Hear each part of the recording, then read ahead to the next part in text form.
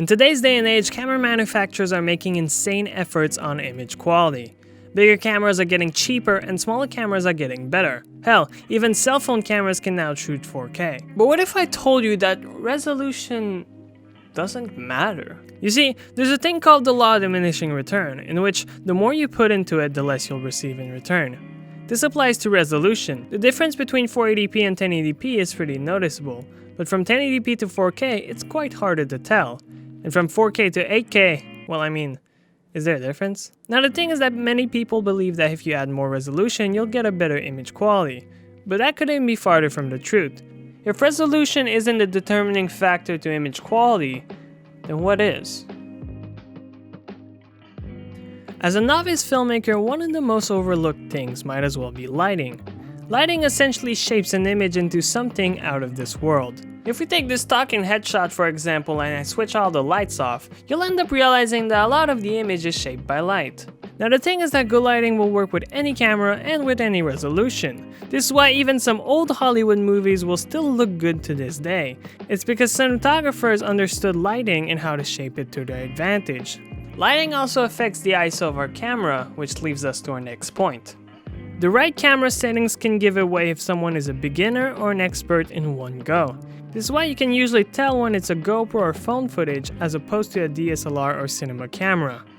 Having a shutter speed that is double your frame rate, giving you smooth motion blur, a low aperture to get nice bokeh and depth, and having a low ISO to have a better and cleaner image. All add up to make a normal looking image looking professional. The fact is that phones and small sensored cameras usually don't have variable apertures and are left on auto mode, so they either end up having a shutter speed that is too high, leaving us with no motion blur, or they end up having a high ISO, making the image look really grainy. But even if those things are important, they're still not as important as our next point. Sound is actually the most underrated thing in video. You see, you could listen to a podcast for hours, but you can't watch a soundless video for more than 10 seconds. Even silent films have some sort of background sound that you can always hear. Have you ever heard a voiceover in which the sound quality was bad? Well, you notice it immediately. You could have the most perfect image out there, but if the sound quality is terrible, then a video becomes unbearable to watch.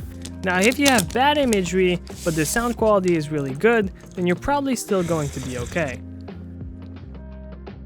The way a file is compressed can affect image quality way more than you think. A 4K clip compressed at 1 megabit per second looks like a disaster compared to a 1080p clip that is fully uncompressed.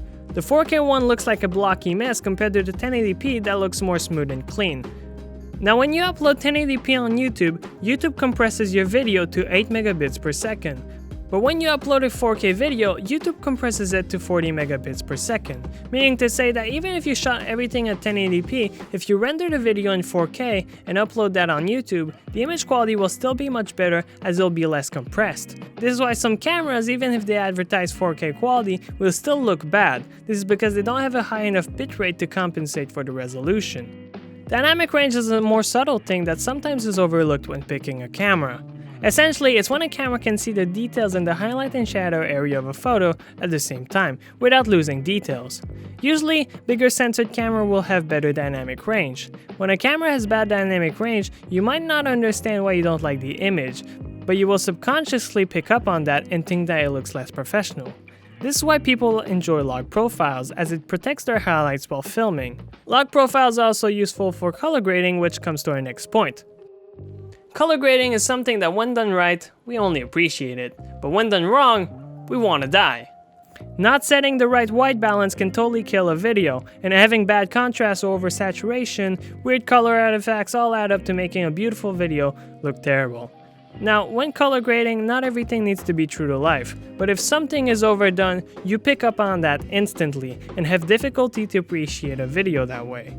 Now there are still other things that affect image quality, like focal length, sensor size, the talent, aspect ratio, frame rates, but all these just goes to show how many things actually affect image quality and how little to no effect resolution actually has to do about it. I think that if you master all the previous things mentioned before, you'll end up with much better image quality as opposed to just using a 6K camera and hoping for the best. Because you see, it's not about how many pixels that you actually have, it's about the quality of the pixels that counts.